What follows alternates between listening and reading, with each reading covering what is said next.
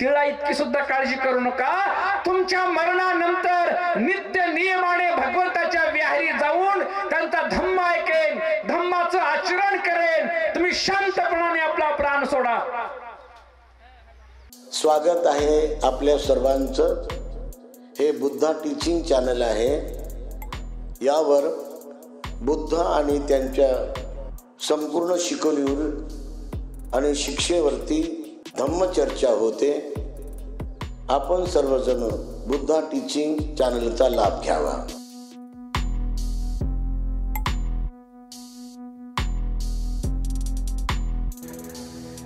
कोनो हासो किमानंदो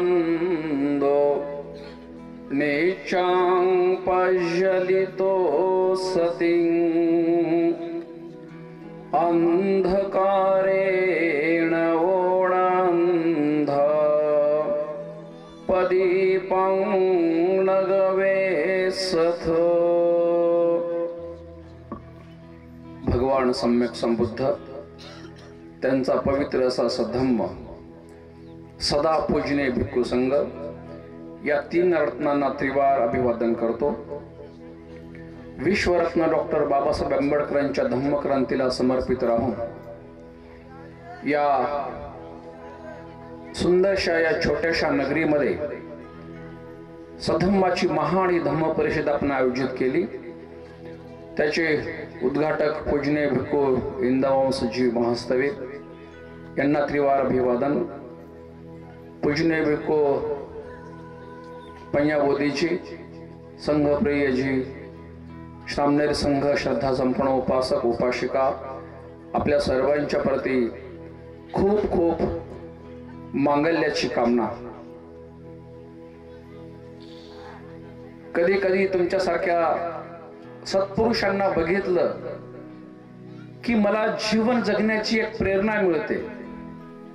आता 20-20 वर्ष आम्हाला ह्या प्रवर्जित जीवनात झाले. अनेक ठिकाणी अनेक प्रकारच्या समाजामध्ये जाण्याचा योग येतो आणि एकंदरीत जो सधम्माचा या समाज जीवनाचा अभ्यास करतो, कधी कधी माझं मन निराश होऊन जातं. अलीकडच्या काळामध्ये धार्मिक जी चळवळ असेल, सामाजिक जी व्यवस्थेचं लोकांना जी जाणीव पाहिजे ती जाणीव नाही. पण अशा ठिकाणी आल्यास स्वतःला मी धन्य मानून घेतो की 25 लाख रुपयांची जागा तुम्ही 1 एकर घेतली. किती म्हणजे हार न मानता पुढे जाण्यासाठी आमच्यासारख्या भिक्षूंना ही एक प्रेरणा आहे. ती आहेत, भीमा तुझ्या मताचे 5 लोक असते, तलवारीचे तयाच्या न्यारेच टोक असते. आहेत, लाखामध्ये असतील, करोडोमध्ये असतील, पण तुमच्यासारखे असे सुंदर सत्पुरुष अशा माऊल्या आहेत की जे आपल्या स्वतःचं सर्वस्व जे आपण कमवतो त्याच्यातला काही भाग देऊन आपण अशा 25-25 लाखांच्या जागा आपण घेत आहोत. ही अतिशय आनंदाची येणाऱ्या काळामध्ये सधम्माच्या भराटीची गोष्ट आहे. या सधम्माची वाटचाल करत असताना तुम्हाला काही गोष्टींची जाणीव असावी की हा धम्म तुम्हाला कुठे घेऊन जाणार आहे. या धम्माच्या नावेत तुम्ही बसलेले असताना ही धम्माची नाव समुद्रात चाललेली आहे आणि या समुद्रातल्या नावेमध्ये तुम्ही बसलात. तुमचं अंतिम ध्येय कुठं आहे हे तुम्हाला कळालं पाहिजे. ते जर अंतिम ध्येय कळालं नाही तर समुद्र आहे, विशाल काय समुद्रामध्ये जर दिशा ज्या नावेला जहाजाला दिशा निर्देश नसतील ते जहाज भरकटत असत. म्हणून धम्मराजा तुम्हाला असं म्हणतात, इंद्रखीळ हा शब्द वापरलेला आहे धम्मराजाने. इंद्रखीळ यथिंद खिलो, जेणेकरून ते इंद्रखीळ राजाच्या मुख्य वेशीच्या द्वारावर एक इंद्रखीळ, एक स्तंभ असायचा. स्तंभ केवढा मोठा दगडी स्तंभ असायचा आणि तो एवढा गच्च मजबूत असायचा की जेवढा तो वर आहे तेवढाच तो खाली असायचा. वर जर 25 फूट असला तर तो खाली पण 25 फूट असायचा. मला सांगा, जो दगडी स्तंभ केलेला आहे आणि जो 25 फूट खाली पृथ्वीमध्ये गाठलेला आहे, कोणतं वादळ आलं, कोणतं तुफान आलं, कोणती वावटळ आली तर ते हलू शकेल का? प्रकंपित नाही होणार. अगदी या प्रकारे जर तुमच्या समोर 25 लाखाची जागा असेल आणि त्या जागेला तुम्हाला विकसित करायचं असेल, या धम्मराजाचं बुद्ध शासन इथे स्थापित करायचं असेल, तर तुमच्याकडे इंद्रखिळांसारखी अतूट अचल श्रद्धा असणं गरजेचं आहे.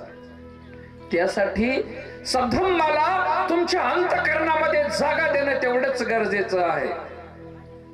धम्मराजांच्या काळातल्या बाया जेव्हा धम्म ऐकायला बसायच्या तेव्हा सर्वस्वाला विसरून त्या बाया धम्म ऐकायला बसायच्या. एका बाईची बाळ खेळत होती, छोटी छोटी बाळ खेळतायत, धम्मराजा प्रवचन देत आहेत आणि ती बाई थकते. अरे बाळानो शांत बसा रे, बाळानो शांत बसा रे, बाळानो शांत बसा रे. ती बाळ शांत बसत नाही. त्या परिषदेमध्ये ती बाई उठते आणि मोठ्यांनी घोषणा करते, हे माझ्या बाळांनो, या विश्वात काही लोकांना आपले बाळ प्रिय असतात. हे माझ्या बाळांनो, या विश्वात काही लोकांना आपले नवरे प्रिय असतात. पण बाळांनो, तुमच्यापेक्षाही माझ्या नवऱ्यापेक्षाही मला सधम्म प्रिय आहे. मला शांतीने सुखाने धम्म ऐकू द्या, साधुकार द्या. साधू साधू. तुमच्या अंतःकरणामध्ये एवढी श्रद्धा विकसित व्हावी लागते. हे काही साधे काम नाही. ते धम्मक्रांत्या वेगाने पुढे न्यायचे असतील तर प्रत्येकाच्या अंतःकरणामध्ये तेवढी श्रद्धा मजबूत असली पाहिजे. धम्म तुम्हाला कुठे घेऊन जाणार आहे ह्याच तरी भान पाहिजे. तुकोबारायांचं एक वचन आहे, याच साठी केला होता टहास, शेवटचा दिस गोड व्हावा. सारांश संतांचे, महापुरुषांचे, अरहंतांचे, सम्यक संबुद्धांचे सारांश जगासाठी एकच असतात. ते मांडण्याचे, सांगण्याचे, कथन करण्याचे वेगवेगळे मार्ग असू शकतात. 52,000 पानामध्ये धम्मराजा तुम्हाला एकच गोष्ट शिकवतात, सुखाने शांतीने तुम्ही मरायला शिका. मरायला शिका. बुद्धाने काय शिकवले? इतर धर्मीयांचे बांधव तुम्हाला कधी विचारतील तर एवढं सांगा की माझ्या बुद्धाने मला शांतीने सुखाने मरायला शिकवलं. एवढंच सांगा तुम्ही. त्या शांतीने सुखाने मरण्यासाठी प्रथमतः सुखाने जगता तुम्हाला यावं लागतं. ज्याला जगता येत नाही सुखात, त्याला मरता सुखात येत नाही. हे त्याचं गणित आहे. आता सुखात जगण्यासाठी अन्न, वस्त्र, निवारा या 3 गोष्टी झाल्या म्हणजे सुखाने जगते का माणूस? असं असेल तर तसं सांगा मला. की म्हणते लेकराला नोकरी लागली, चांगलं घर बांधलंय, 1-2 लाख पगार येतोय, मला कशाची गरज नाही असं तरी म्हणा. आमच्याकडच्या महिला म्हणतात गाण्यामध्ये, काय कमी होते त्या गौतमाला, राज्य सोडून गेले वनाला. सिद्धार्थ गौतमाकडे एक 9 मजली, दुसरा 7 मजली आणि तिसरा 5 मजली 3 महाल होते. सोन्याच्या ताटामध्ये जेवण करणारा तुमचा माझा धम्मराजा भगवान बुद्ध, ज्याला ऊन, पाऊस, वारा, थंडी कोणत्या गोष्टींची जाणीव नव्हती, कोणतं दुःख नव्हतं. विश्वसुंदरी यशोधरा, नुकताच जन्मलेला चिमुकला बाळ राहुल, बापाकडचे 80,000 ए बाळा बाहेर ठेवते पाणी, चल काहीच होत नाही. आमचे अंग पूर्ण ओले आहेत मध्ये चिवर झाड असल्यामुळे आम्ही पित नाही पाणी, तुम्ही प्यायचं नाही पाणी. नीट आहे का? धम्मराजा म्हणाले, डोक्यावर तुमच्या आग लागली असताना समोर जर तुम्हाला जन्म मरण्याच्या दुःखातून बाहेर काढण्याचा धम्म कोणी सांगत असेल, नीट आहे का? डोक्यावर तुमच्या आग लागली असताना जन्म मरण्याच्या दुःखातून बाहेर काढणारा कोणी धम्म सांगत असेल तर त्या डोक्याकडे लागलेल्या आगीकडे उपेक्षा करा, तिकडे बघू नका. शांत चित्ताने तुमच्या हृदयामध्ये धम्माला स्थान देऊन आर्य सत्यावर दुःखाचे कारण, त्याचा निरोध आणि अष्टांगिक मार्गाचं चिंतन करा. मरणाची काळजी करू नका. जन्म जन्माचं तुमचं मरण ठरलेलं आहे.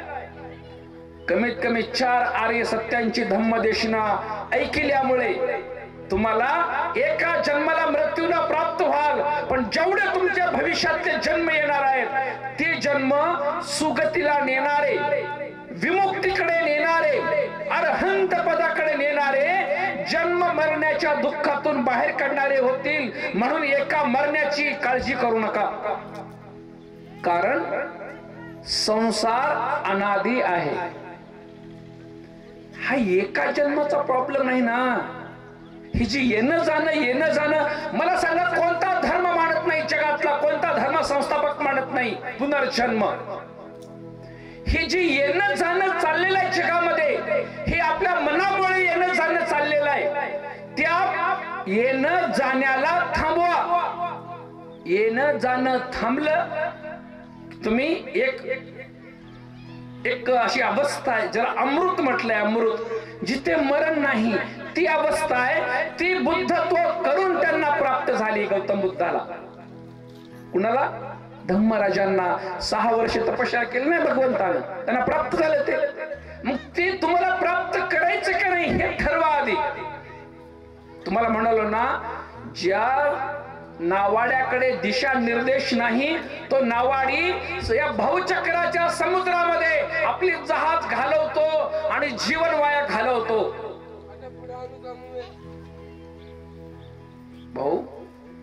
भाऊ जरा शांत बस ना. बुद्ध काय म्हणते?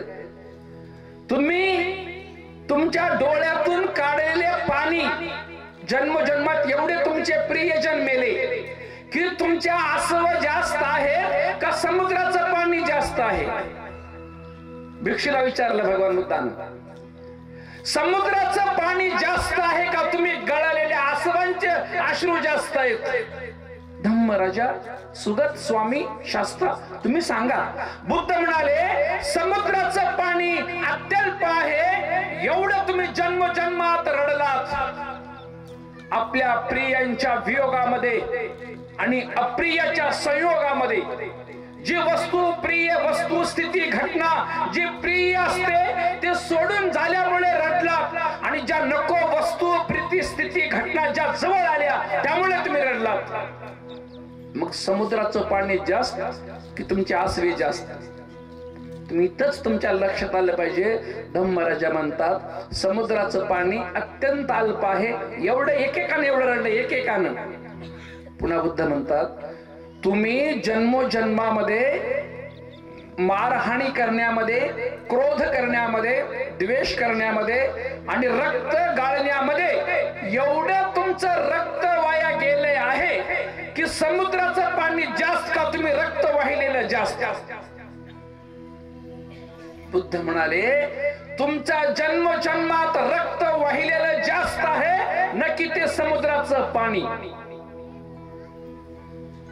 मग जर एवढं असेल तर एवढे जन्म, ज्याप्रमाणे गंगा नदी जिथून उगम पावते आणि जिथे ती विलीन होते समुद्राला, जेवढ्यातली गंगा नदीची वाळू जेवढी आहे,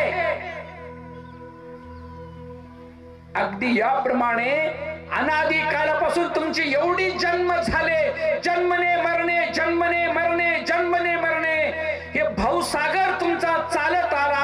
याच्यातून बाहेर पडण्याचा विचार करा. आता बघा गंगा नदीची वाळू कुठं सुरुवात होते आणि कुठं संपते बघा. कोणी मोजू शकेल गंगा नदीची वाळू? मग मी धम्मपदाच्या गाथेत आधीच म्हणालो, कोणू हसू किंवा आनंद. या जगातल्या सज्जन माणसा हसतोस, आनंद मानतोस, मौज मजा करतोस, ते कुठे करणार आहेस?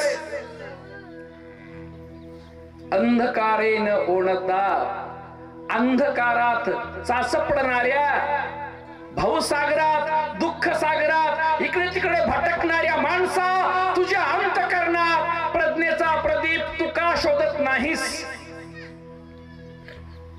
सांगा की. याला घेऊन जा की तिकडे कुठेतरी. कोण आहे बघा ते, बघा थोडस या गोष्टींचा विचार करा. बरं तुम्ही म्हणता मी खाणं पिणं केले, लेकराला मोठं केले, व्यापार उद्योग केले, नोकरी लावले, घरदार बांधले, सगळं झालं. निसर्गाला याच्याशी काही घेणं देणं नाही. तू 100 एकरचा मालक आहेस का 1 एकरचा मालक आहेस का झोपडीत राहतोस, ते निसर्गाला काही घेणं देणं नाही. तो निसर्ग काय करतो, तुझं मन कसं आहे ते पाहतो मरते वेळेस.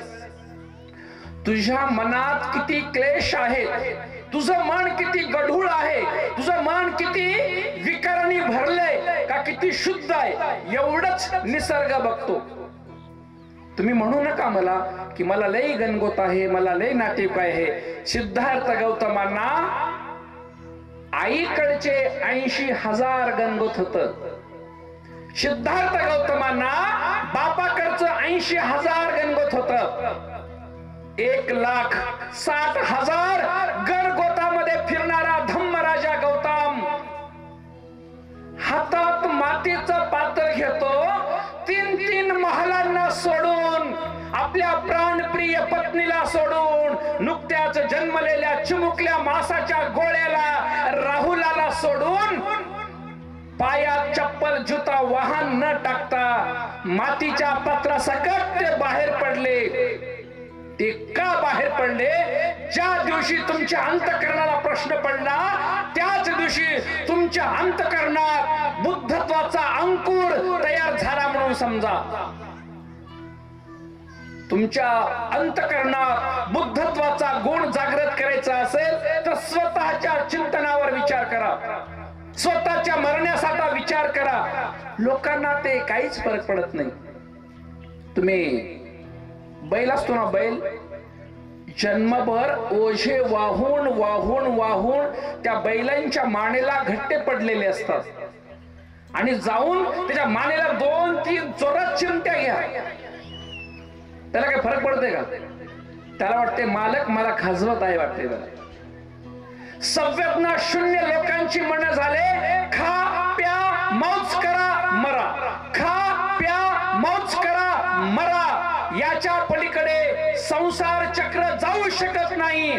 जे जे बाहेर पडले ते आपल्या अंतःकरणात बुद्धत्वाचा अंकुर घेऊन बाहेर पडले. तुमच्या अंतःकरणात ज्या दिवशी बुद्धत्वाचा अंकुर तयार होईल, बोधिचित्त तयार होईल, त्या दिवशी धम्माचं आयुष्य वाढेल. तुम्हाला सधम्माच्या सिद्धांताला जाणून घेणं लय गरजेचं आहे. केवळ वरचे केस पांढरे झाले म्हणून कोणी शहाणा होत नाही. आपण म्हणतो मा केस पांढरे झाले, शहाणा आहे, सुज्ञ आहे, म्हातारा आहे. नाही, जो प्रज्ञावंत आहे, जो शीलवंत आहे, जो सधम्माबद्दल विचार करतो, तोच खऱ्या अर्थाने सधम्मामध्ये स्थापित होऊ शकतो. म्हणून माऊल्यांनो, तुम्हाला हे सधम्माचा गाडा पुढे न्यायचा आहे ना, तुम्हाला आधी स्वतःच्या जीवनाबद्दल विचार करणं गरजेचं आहे. बुद्धांच्या काळातली लोक मरण येऊ लागलं, मरण की शांत बसायचे आणि शांत बसून आपला श्वास बघत बघत बघत बघत प्राण सोडायचे. आपल्या लेकरांना, आपल्या बाळांना सांगून प्राण सोडायचे. आता मला जायची वेळ आली आहे माझ्या बाळांनो, मला ध्यान करत करत मला पाठवा रे. शोक नको, दुःख नको आणि रडणे नको. कारण ती लोक जन्मभर बुद्ध धम्म संघाला मानणारे, ती लोक बुद्ध धम्म संघाला मानणारे, प्रसंगी पंचशिलांचं पालन करणारे, अष्टशिलांचं पालन करणारे. पौर्णिमा असेल, चतुर्दशी असेल, 2 अष्टमी असतील, ब्रह्मचर्याचं पालन करणारे आणि विपश्यना करणारे ते लोक होते. लोकांना आज बसणं जड झालंय, कारण धम्माचा सिद्धांत तुमच्यापर्यंत पोहोचला नाही. त्या धम्माच्या सिद्धांताला तुम्ही जाणून घेण्याचा प्रयत्न केला नाही. मला सांगा, आस्तिक आणि नास्तिक हे दोन शब्द आहेत. आजच्या काळामध्ये आस्तिक कुणाला म्हणतात? आस्तिक म्हणजे ईश्वराला मानणारे आस्तिक. नास्तिक म्हणजे ईश्वराला न मानणारे नास्तिक. हा समज तयार झालाय आता भारतामध्ये. बुद्धांच्या काळात आस्तिक आणि नास्तिक हे दोन शब्द होते. आस्तिक म्हणजे काय म्हणायचे? आस्तिक म्हणजे ज्याचं अस्तित्व आहे त्याला आस्तिक म्हणायचे. आता अस्तित्व कशाचं आहे? तुमच्या कर्माचं आणि कर्माच्या नंतर कर्म केल्यास येणारं त्याचं फळ, याला आस्तिक म्हणायचे. यंग यंग कम्मं करिसामी कल्याणंगवा पाप कंगवा तत्संग दायादो भविष्यामिती. मी जे जे कर्म करेन त्या कर्मांचा मी मालक बनेन, वारस बनेन, उत्तराधिकारी बनेन. कर्म तीन प्रकारचे असतात. पाण्यावर रेष मारली लगेच मिटली, वाळूवर रेष मारली 1-2 दिवसात आपोआप मिळते हवेमुळे इकडून तिकडून. पण छन्नी हातोड्याने दगडावर जर मोठी रेष कोरली तर ती पण मिटते, पण तिला हजारो लाखो वर्ष लागतात त्या दगडावरच्या रेषेला. तसं जीवनात पाण्यासारखे काही कर्म असतात, वाळूवरच्या रेषेसारखे काही कर्म असतात, छन्नी हातोड्याने दगडावर रेषा मारल्यासारखे काही कर्म असतात. मरते वेळेस तुम्हाला जी कर्म आठवलं, ज्या कर्माचा परिणाम येणार आहे, त्याचं फळ भेटणार आहे आणि पुढचा जन्म मिळणार आहे, ते कर्म प्रभावी असतं. ते कर्म प्रभावी असते. त्याच्यावरच तुम्हाला पुढचा जन्म तुमचा अवलंबून आहे. परभणीकरांनो, ती जिल्हा ना, परभणीचा जिल्हा का, हिंगोलीकरांनो, तुम्ही मानलात तरी आणि नाही मानलात तरी तुमच्या पुढ्यामध्ये हे वाढून ठेवलेलं आहे.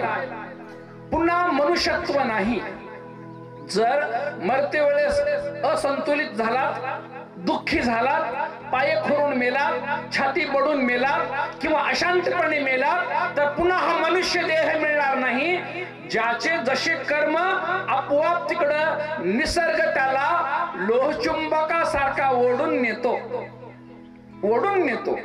प्रेत, असुर, तिर्यक, नरक या 4 प्रमुख गत्या वाढून ठेवलेल्या आहेत.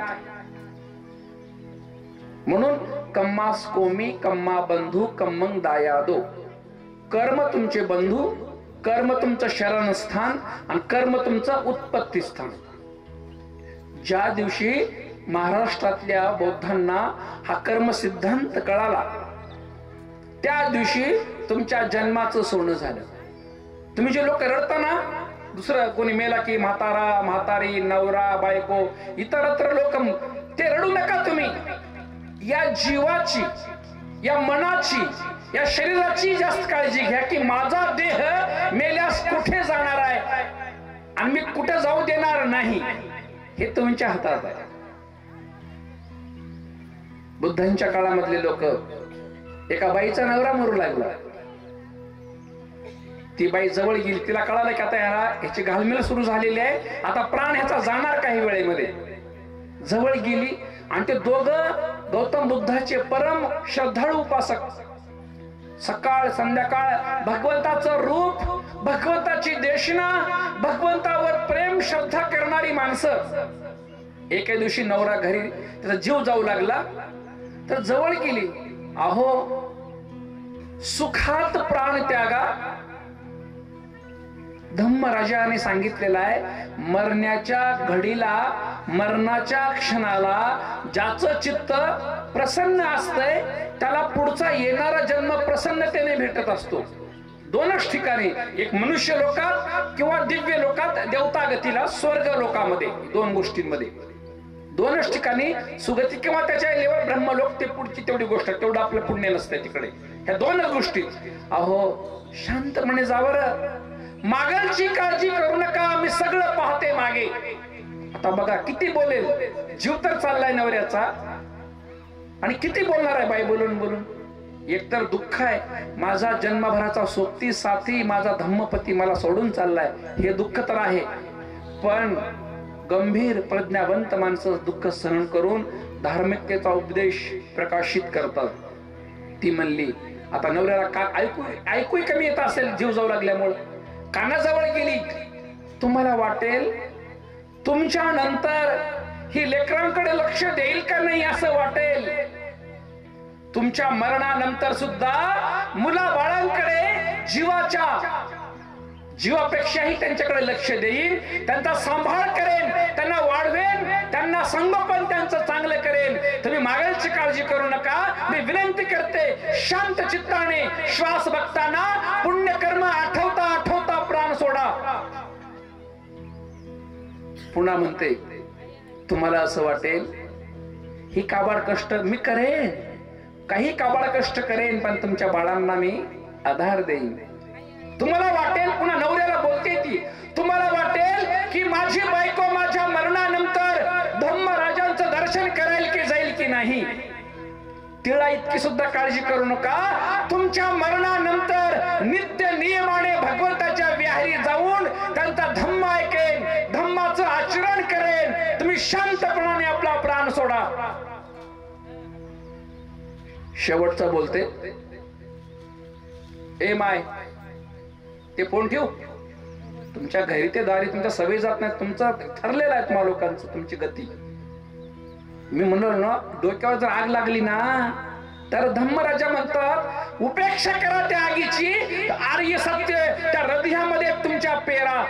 केवळ एक जन्म मेला तर हरकत नाही, पण बोधिचित्त धारण करून बुद्धं यावं निब्बाणं पर्यंतं शरणं गच्छामि, जोपर्यंत मला अरहंत पद प्राप्त होणार नाही तोपर्यंत मी धम्माचा मार्ग सोडणार नाही. ही श्रद्धा तुमची पाहिजे. नाहीतर एका बाईला छातीत आळ्या पडल्या, इथंच कॅन्सर झाला, छातीचा कॅन्सर. सून तिच्यामध्ये रॉकेट टाकायची, तो आळ्यावर यायच्या. 50 फुटापर्यंत वास चालला त्या बाईचा. नाक धरून लोक जायचे रस्त्यावर येता जाता. आता मला नाक धरता येत नाही, धम्मगुरू आहे तुमचा, मरणाच्या क्षणी आधार देणं आमचं कर्तव्य आहे. तिच्या बाजूला जाऊन बसलो, इतका वास, पूर्ण तिच्या साडीवर बाहेरून माशा अशा घोंगत होत्या. मी म्हटलं आई कसं वाटतंय. बनते कसं वाटतंय हा शब्द इतका सोपा आहे ना. 24 तासामधला 1 मिनिटाची मला झोप लागत नाही. बनते तुम्ही म्हणता कसं वाटतंय, मध्ये एवढ्या चावत्या टाळ्या माझ्या छातीमधल्या. मी म्हणालो नाताकडे लक्ष द्या, मुलाकडे लक्ष द्या, मुलीकडे लक्ष द्या, घराकडे आणि मुलाकडे कुठेच मन जात नाही. सगळं छातीत मन जातंय. पटकन तरी देव कुठं बसला, मरण तरी यावं म्हणते ती बाई. आणि इकडे फोन करता बरी आहेस का म्हणून. लय भामटे पुरी सांभाळून राहा. 2-3 तोळे सोना सुद्धा तुमच्या गळ्यामध्ये, आणि पहिली लेख तिथं बसू द्या, माईचं करण्याच्या मरू द्या माय. आणि 2-3 बहिणी यायच्या राहिल्या, तो बघा तिथं तुमच्या किती तुम्ही पवित्र धार्मिक आहात तिथं दिसतंय तुमचं. माईचं सोनं गायब दुसऱ्या बहिणी येईपर्यंत. ही नाही म्हणत्या कुठं दिली की, कुणाला दिली की, मला काही माहित नाही. कसं तुला माहित ना, तिला विचार, ती काय बोलणार आहे का. हे सगळ्या भामट्या बंद करा तुमच्या माया असल्या. ती म्हणते सुखात प्राण सोडा, मी सगळी लेकरांची बाळांची काळजी घेईन. आणि शेवटचं वाक्य तिच्या कानाजवळ जाऊन म्हणते, अहो तुम्हाला असं वाटेल की माझी पत्नी माझ्या मरणानंतर दुसरं लग्न करेल की काय, तुमच्या मनात विचार येईल. थोडा सुद्धा मनात विचार आणू नका. 16 वर्षाची असताना आपल्या दोघांची लग्न झाले. 16व्या वर्षापासून मी नांदायला आल्यापासून कधीच कुणाचा मनात सुद्धा विचार आणला नाही आणि आणणार नाही. तुम्ही शांतपणाने जीव सोडा. तिच्या सत्यक्रियेनं तिच्या सत्याच्या तेजानं नवऱ्याचा रोग निघून गेला आणि 4 दिवसात तो उठून बसला. साधुकार द्या. शक्ती त्याला प्राप्त झाली. तो धम्मराजाकडे येतो. भगवान, मी मरण शय्येवर पडलो असताना माझ्या पत्नीचा किती धीर आहे हो, किती प्रज्ञेचं बळ आहे, मला शक्ती आली, सामर्थ्य आलं. भगवान, मी उठून बसलो. जन्मोजन्मात मला हीच बायको पाहिजे, हीच. भगवान म्हणाले, जे नवरा बायको शीलवान, जे नवरा बायको धार्मिक, जे नवरा बायको त्यागी असतात, ते नवरा बायको पौर्णिमा, अमावस्या, अष्टम्या, ब्रह्मचर्याचं पालन करणारे असतात, ते इथंही आणि मेल्यानंतरही देवलोकामध्ये किंवा मनुष्य लोकांमध्ये नवरा बायको म्हणून तिकडे जन्माला येतात. साधुकार द्या. साधू साधू. तुम्हाला पाहिजे का नाही धार्मिक नवरे बायका? काही नसता, लई येडे. धम्मराजा म्हणाले, काही काही लोकांची बाया देवीसारखे असतात आणि त्यांचे नवरे मड्यासारखे असतात. मडच जिवंत मड. बायको शिलवान, गुणवान, धार्मिक, सदाचारी असते, तिचा नवरा मड्या. तुम्हाला नाही बरं का भांडणं करता नंतर? हो, मी भांडणाला घाबरतो माणूस. नवरा मड्यासारखा असतो, चोरी करतो, व्यभिचार करतो, खोटं बोलतो, दारू पितो, मिथ्या दृष्टींचा असतो. पण बायको शिलवान, गुणवान, धम्मराजाला फुलं वाहणारी, मेणबत्ती लावणारी, विपश्यना करणारी, दानादी पुण्य कर्म करणारी असते. नंबर 2, नवरा देवासारखा असतो आणि ही असते मड्यासारखी. पंचशील पालन नाही, उपसत पालन नाही, बुद्ध विहारी झाले नाही, उगा 2-2, 3-3, 4-4 लेकर. हे पहिलं बाळ जन्माला घालताना 100 वेळा विचार करा. 100 वेळा, एकदा नाही. मला बाळ मुलगी असो की मुलगा असो, तो निसर्गाच्या हाती आहे. पण जे बाळ जन्माला येणार आहे ते दोघं एकत्र येताना शीलवान पाहिजेत, गुणवान पाहिजेत, ध्यान आनापान करून, बुद्धांची वंदना करून, शुद्ध अंतकरण शुद्ध करून, शरीर शुद्ध करून एकत्र येणारे पाहिजे. तेव्हा तेजस्वी बाळ तुमच्या पोटाला जन्माला येते. नाही तर ते गुटखा खाऊन येतंय, दारूच पिऊन येतंय, आगाव कामच करून येतंय आणि हे 24 तास घरात टीव्ही बघत बसलेली असत्या, भांडणं केलेली असत्या, शिवाशाप. काही हिलाही वंदना येत नाही, त्याला येत नाही. एकत्र आले की जी तरंग आहे त्या दोघांचे, त्या दोघांच्या तरंगाने तिसरा जो धातू तिथे येणार आहे, तरंग, व्हायब्रेशन, चित्त, समान तरंगाचे समान तरंगाकडे येतात. तेजस्वी बना, तेजस्वी बाळ येतील. तिथंच गोष्ट आहे ना. म्हणून नवरा देव असतो आणि बायको भूतासारखी असते, कैदासीने असते असं म्हटलेलं. नंबर 3, दोघही मडेच, दोघही मडे असते.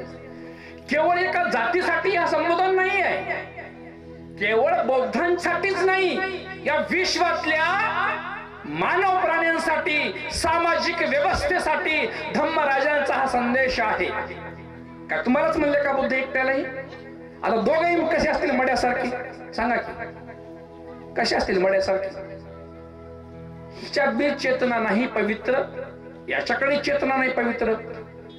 काही बौद्ध राष्ट्रामध्ये लग्न करतात तर छंद 2 प्रकारचे छंद आहेत.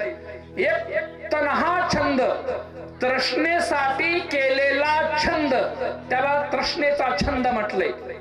आणि एक सम्मा छंद म्हटलंय, सम्यक छंद आहे. मला जोडीदार हवा आहे, नाही असं नाही.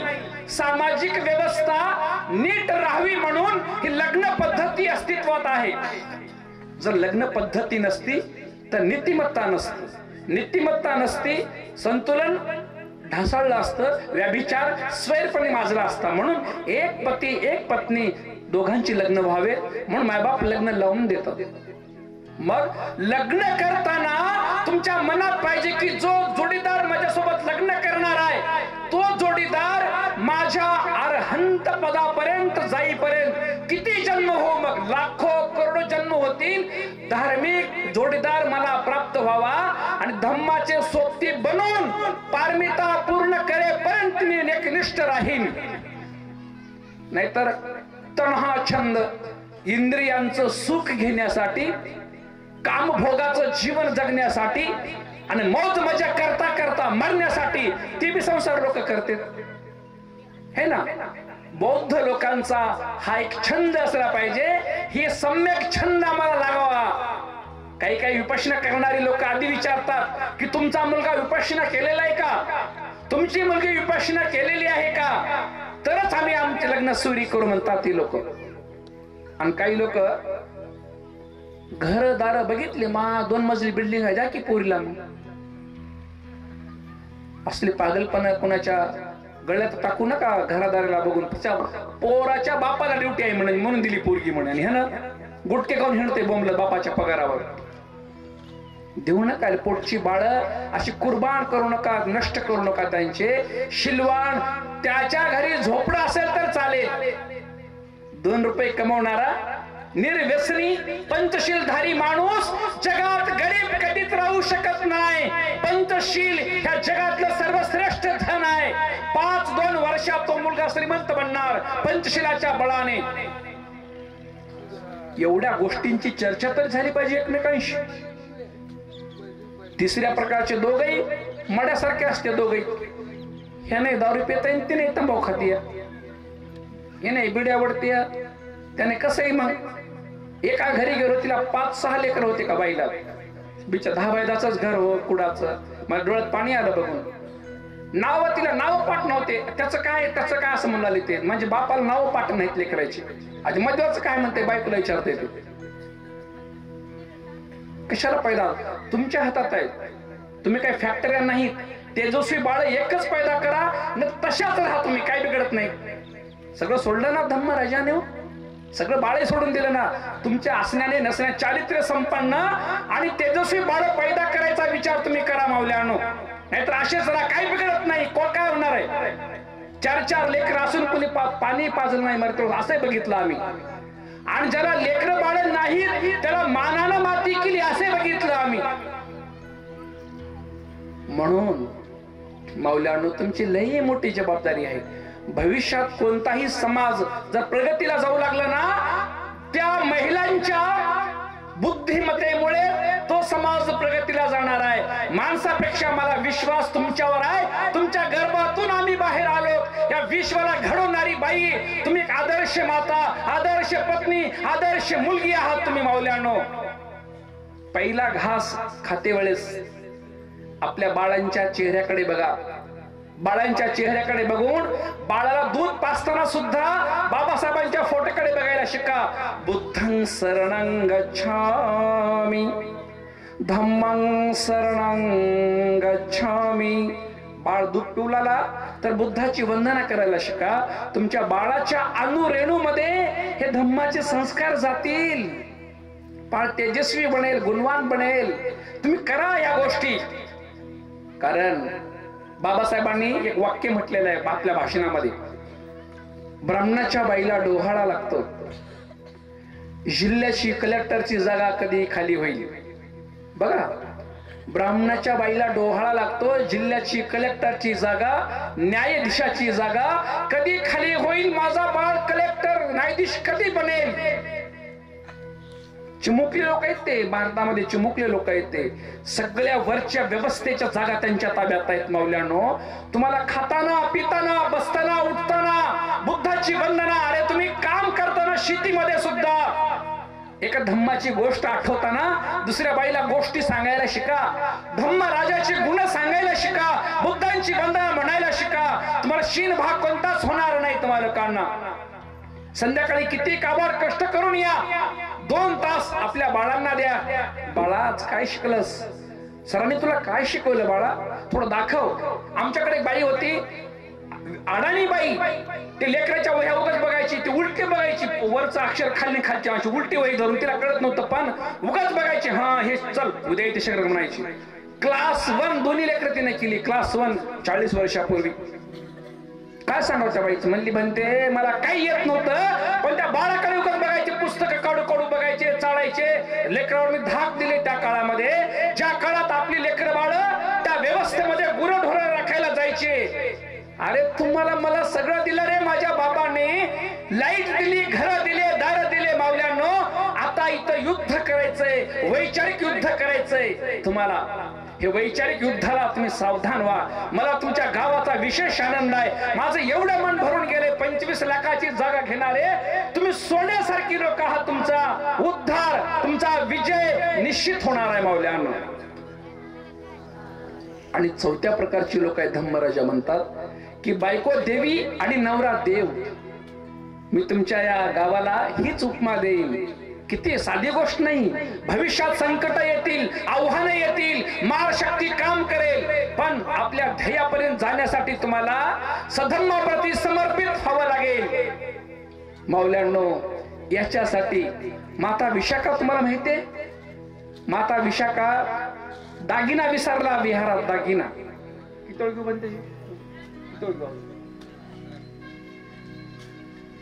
माता विशाखेचा दागिना विसरला. धम्म ऐकून आली, दागिना विसरला. दागिना विहारात टाकून दिला, तिला वापस नाही. बनते म्हणाले घेऊन जा. बनते तुमचा हात लागलाय तो, मला दागिना नको. 27 कोटींचं विहार बांधलं विशाखा मातेनं. त्या विहारात 5000 भंतेजी राहायचे. अनाथ पिंडकाने 54 कोटींचं विहार बांधलं. तिथे 10,000 भंतेजी राहायचे. काय इतिहास आहे, सोनेरी इतिहास आहे. डोळ्यातून 10 अश्वा येतो असा इतिहास आहे. कर्तृत्वाचा, त्यागाचा, समर्पणाचा इतिहास तुम्हाला आहे मावल्यानो. अशोकाने संघमित्राला, आपल्या महेंद्राला श्रीलंकेला पाठवलं. त्यागाचा इतिहास आहे आपल्याला. एकाने प्रश्न केला की भारत कधी बौद्धमय होणार आहे म्हणून. आम्ही उत्तर दिलं, ज्या दिवशी महाराष्ट्रातल्या, भारतातल्या स्वतःला बौद्ध म्हणून घेणाऱ्या बायांना आणि मुलींना असं वाटेल की माझ्या गर्भात जे पहिला मुलगा मला होईल ना, तो मुलगा बुद्ध धम्म संघाला मी समर्पण करेन, अर्पण करेन, त्या दिवशी भारत बौद्धमय झाला. साधू साधू साधू. हे त्याग आता करण्याची वेळ आलेली आहे. बाबासाहेबांची 4 बाळं मेली.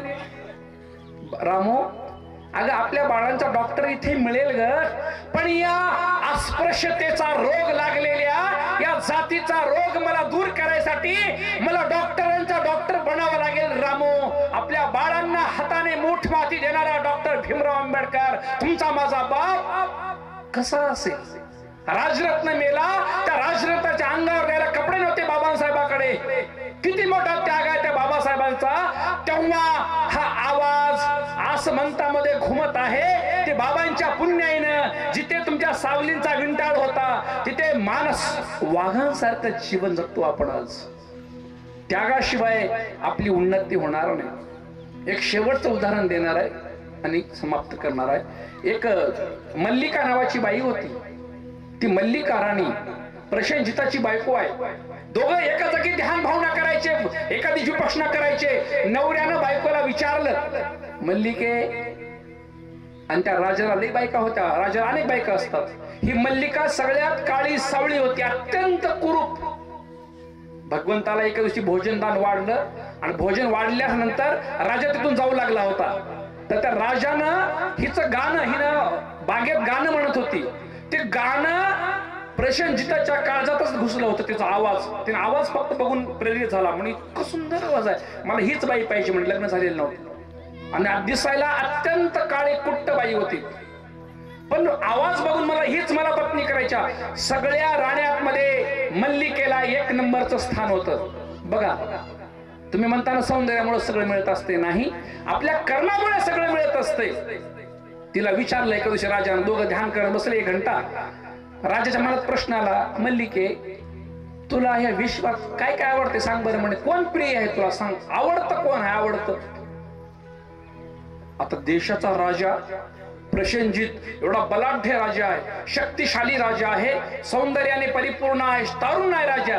त्यानं विचारते राणीला, आपल्यासारखी असते का नाही एवढी? असं कसं विचारला हो, मला कोण प्रिय असेल बरं तुमच्याशिवाय? मी जीव वाळते, मला म्हणेल काय बी म्हणा, मी पाया पडते, आलिंगन देते, अजून जवळ घेते, काय करायचं करते, पण तुम्हीच मला प्रिय आहात म्हणला असतो, भलं ते येड कसं कास ना ते. ती म्हणली राजन, या संपूर्ण विश्वात मीच मला जास्त प्रिय आहे.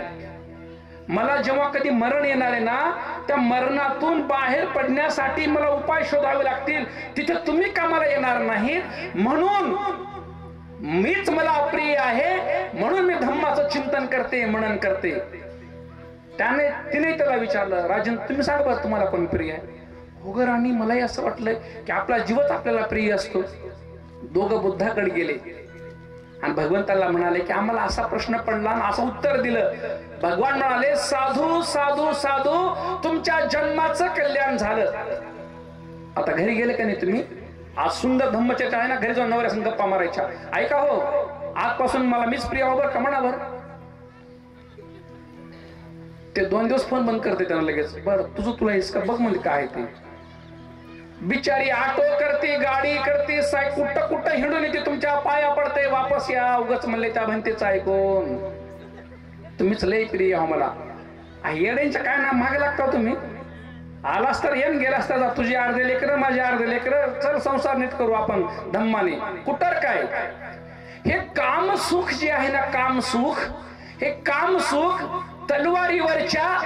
तलवारीची धार आहे ना, धार, त्या धारेवर लावल्यासारखं जो मध आहे ना, मध, जसं मध तलवारीच्या धारेवर लावल्यानंतर म्हटलं चाट म्हणलं तर गोड तर लागतंय, पण जीभ कापायचा धोका आहे. तसं बुद्ध म्हणतात, हे कामाग्नी शांत होणार नाही, धम्माच्या मार्गाने अंतःकरणातल्या कामाग्नीला हळूहळू शांत करा. पौर्णिमा आली, अमावस्या आली, अष्टमी आली, त्याला सांगायचं आज आपण शुद्ध जीवन जगू, बहीण भावांसारखं आज ब्रह्मचर्याचं व्रत करते म्हणायचं. दुपारी 12 नंतर जेवणार नाही, नाच गाणे संत क्रीम लावणार नाही, आज अष्टमी आहे. आज या दिवशी टीव्ही बंद, नाचणं गाणं बंद, मौज मजा बंद, शुद्ध जीवन जगू.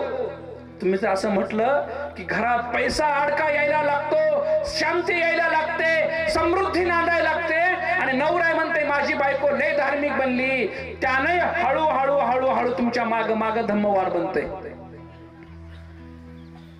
मल्लिका धम्मराजाकडे आली आणि म्हणाली, भगवान मला एका गोष्टीचं लय दुःख आहे म्हणे. 10 मिनिटात संपवतो. भगवान मला एका गोष्टीचं लय दुःख आहे म्हणे की मी या एवढी श्रीमंताची पत्नी बनले, राजाची बायको बनले, याचा आनंद आहे मला, पण भगवान मी एवढी काळी कुट्ट आहे, एवढी कुरूप आहे, जेव्हा मी आरशात बघते ना, माझं मलाच दुःख होतं की माझ्या सोबती, माझ्या बाकीच्या राण्या किती सुंदर आहेत म्हणून. भगवान मला याचं कारण सांगा की काही काही बाया दिसायला अत्यंत काळ्या सावळ्या असतात, आणि अत्यंत काळ्या सावळ्या असून त्या अत्यंत गरिबाच्या घरात, जिथे खायला मिळत नाही, प्यायला मिळत नाही, अत्यंत दारिद्र्याच्या घरात नांदायला जातात. हे पहिलं कारण आहे. भगवान काही बाया दिसायला काळ्या कुट्ट असतात पण श्रीमंत कुळात नांदायला जातात. हे नंबर 2. काही स्त्रिया दिसायला अतिशय सुंदर असतात, सौंदर्यशालिनी असतात, आणि त्या गरिबाच्या घरात नांदायला येतात. आणि नंबर 4, काही बाया दिसायला सुंदर असतात, सौंदर्यशाली असतात, आणि श्रीमंत कुळात नांदायला जातात. ह्या 4 बायांना मी बघितलं भगवान, यांची कारण माझ्या लक्षात आली नाहीत. म्हणजे कारण काय सांगा. भगवान म्हणाले, हे सगळं कर्मानी प्राप्त होतं. नंबर 1, जी तुम्ही स्वतःवर कोणी घेऊ नका, आपण सगळेच काळे सावळे होते का, आम्ही काही चमकार आहोत, तुमचेच लेकर आहोत की आम्ही. तो सिद्धांत स्थापित करायचे आपल्याला. ते सिद्धांत, तो अभिप्राय, तो संदर्भ कळाला ना, तर भविष्यात जीवन जगण्याचा मार्ग कळू शकतो. काही बाया दिसायला काळ्या सावळे असतात आणि अत्यंत दळभद्री कुळामध्ये, गरिबाच्या कुळात नांदायला जातात. ते पहिलं. भगवंत म्हणाले की ती बाई जन्मजन्मामध्ये चालत असताना या भवचक्रामध्ये काळे सावळ माणूस का बनतो? राग, द्वेष आणि मोह, ईर्ष्या, मात्सर्य, अहंकार या दुर्गुणांना आपल्या अंतःकरणामध्ये पोचतो. आणि राग, द्वेष, ईर्ष्या, मात्सर्य केल्यामुळे इतरांना कमी लेखू लेखू अकुशल कर्म करतो. जेव्हा तो मनुष्य लोकात आला तर राग, द्वेष, लोभ केल्यामुळे आणि मिथ्या दृष्टीचा असल्यामुळे, दान पुण्य न केल्यामुळे तो काळा सावळा बनतो. कशामुळे? राग द्वेष ईर्ष्या केल्यामुळे काळ सावळा बनतो. आणि सोबत दान पुण्य न केल्यामुळे तो गरीबाच्या घरात नांदायला जातो. एक बाई उठली बा नागपूरच्या सभेमध्ये, हे काय लावलं म्हणले तुम्ही पापन पुण्याने, बायाला का नाही बोलता म्हणलं. मी म्हणलं मी बुद्धिझम मध्ये MA केले म्हणलं, माणसाला बोलतो म्हणलं. ऐकून घेतो का? 5 घंटे बसा, मग एक विषय तर क्लिअर व्हावा लागेल की नाही. असं इकडे तिकडे भटकल्यासारखं बघायचं नाही. संदर्भ आहे, धम्मराजाची वाणी आहे. ज्या धम्मराजांच्या वाणीला जो मानत नाही त्याची दुर्गती ठरलेली आहे, पुढे जाणार नाही त्याच्यामध्ये. पहिलं एक कारण आहे, वेळ कमी आहे. नंबर 2, काही बाया दिसायला कुरूप असतात, काळ्या सावळे असतात, पण श्रीमंत कुळात नांदाय जातात. तर काळे सावळ का बनते? राग द्वेष ईर्ष्या मात्सर्य क्रोध केल्यामुळे ती जन्मजन्मात काळी सावळी बनते. पण सोबत हाताने याचकांना, दायकांना, भिकाऱ्यांना, गरजूंना, याचंतांना, साधूंना, अरहंतांना आपल्या हाताने भोजन देते. म्हणून सोबत राग ईर्ष्या केल्यामुळे काळी सावळी बनते, पण दान केल्यामुळे ती जन्मजन्मात श्रीमंत कुळात, संपत्तीशाली कुळात जन्माला येते. नंबर 2. नंबर 3, काही बाया दिसायला सुंदर असतात, सौंदर्यशालिनी असतात, पण अत्यंत गरिबाच्या घरात. मी कधी कधी आमच्याकडे ते ऊस तोडायला लोक येते, तिकडे बघतो. कधी कधी उगा जातो ना रस्ते, आमच्या गावात आश्रमात गावाच्या बाहेर आहे, तर ते एवढ्या पांढऱ्या शुभ्रबाई असतात, एवढ्या सुंदर असतात त्या दिसायला. सकाळी 6ला उठून त्या गावात हे कापावं लागतं. अरे म्हणजे बुद्धाचं ते आठवतं की एवढी सुंदर आहे पण किती गरीबाच्या घरात गेली नांदायला. तिनं जन्मजन्मात राग द्वेष केलेला नसतो बिचारीनं, ती शांत असते, पण सोबत आपल्या हाताने दानादी पुण्यकर्म केलेले नसते. दानादी पुण्य न केल्यामुळे जेव्हा माणूस मरतो ना, त्याचे अनुरेणू जिकडे त्याचं चित्त जसं आहे तसं जन्माला येत असते. नंबर 3. आणि 4, एखादी बाई सुंदरही असते आणि श्रीमंत कुळात नांदायला जाते. कारण सुंदर का बनते? ईर्ष्या करत नाही, द्वेष करत नाही, अहंकार करत नाही, इतरांना कमी लेखत नाही, म्हणून ती जन्मजन्मात सौंदर्यशालिनी बनते. आणि सोबत आपल्या हाताने याचकांना, दायकांना, भिकाऱ्यांना, गरजूंना, साधूंना, संतांना, अरहंतांना ती प्रसन्न चित्ताने भोजन देते. म्हणून ईर्ष्या केल्या नसल्यामुळे गोरी पान बनते आणि दान केल्यामुळे श्रीमंत कुळात जाते. ही 4 कारणं. तर मल्लिका बुद्धाला वंदन केली आणि उठता उठता एक शब्द म्हणली, भगवान मी एवढी काळी सावळी बनले की जन्मजन्मात मी कुणाची ईर्ष्या केली असेल, कुणाचा क्रोध केला असेल, मात्सर्य केला असेल भगवान, म्हणून अत्यंत कुरूप बनले. पण भगवान प्रशंसिताची 1 नंबरची राणी बनले, कारण मी ईर्ष्या जरी केले तरी जन्मजन्मात दान पुण्य केलं असेल. भगवान याच्या पुढे मी सावधान राहीन, दक्ष राहीन आणि पुण्यकर्मही करेन, दानही करेन आणि मंगल मैत्री करेन, सगळ्यांच्या प्रती शुभ भावना ठेवेन, पवित्र भावना ठेवेन, ईर्ष्या मात्सर्य करणार नाही. जेणेकरून हे सौंदर्य एक प्रकारचा अलंकार आहे बरं का, नाही असं नाही. या व्यवस्थित राहताना सौंदर्य एक आभूषण आहे, दागिना आहे. त्याच्यासाठी दान पुण्य आणि राग द्वेष मोह विरहित पुण्यकर्म करेन भगवान, एवढे म्हणून ती निघून गेली. आपणही या आपल्या गावला सोन्याच्या सिद्धांताने, सधम्माच्या सिद्धांताने नटूया. 25 कोटींचं जे दान दिलेलं आहे तुम्ही, मला धन्य झालं. मी काम करण्याची मला प्रेरणा मिळते की एखादं गाव असू शकतं. इकडेच भंतीचे गाव आहे तुमच्या नांदेडकडे, 1 कोटींचं विहार बांधले त्यांनी, तुम्हाला माहिती असेल. हा, 1 कोटींचं विहार बांधले. जयंतीतला पैसा उरू त्या लोकांनी, मग आपल्याच लोकांना द्यायचा की पैसा आला की बांधले. किती अभिमानाची गोष्ट आहे. पैशाने पैसा जोडा. मोठे मोठे लग्न आता करू नका, छोटे छोटे लग्न करा साखरपुड्यामध्ये, तिथे पैसा वाचवा, लेकरांना चांगलं शिक्षण द्या. सर म्हणाले लायब्ररी उभी करा, एवढं करा. आणि आपल्या समाजाला इथली एक शासनकर्ती जमात बनलेला आम्हाला बघायचंय, एक धार्मिक क्षेत्रामध्ये, सामाजिक क्षेत्रामध्ये, राजकीय क्षेत्रामध्ये. म्हणून माणसाला माणूस जोडूया, प्रेमाने नांदूया, बंधुभावाने नांदूया आणि एक आदर्श सिद्धांत या विश्वाला देऊया. एवढंच या ठिकाणी बोलतो आणि इथेच थांबतो. तुम्हा सर्वांचं जय मंगल. भवतु सब्ब मंगलं, भवतु सब्ब मंगलं, भवतु सब्ब मंगलं. साधु साधु बुद्धं नमामि, बुद्ध को नमन करता हूँ। धम्मं नमामि, धम्म को नमन करता हूँ। संघं नमामि, संघ को नमन करता हूँ।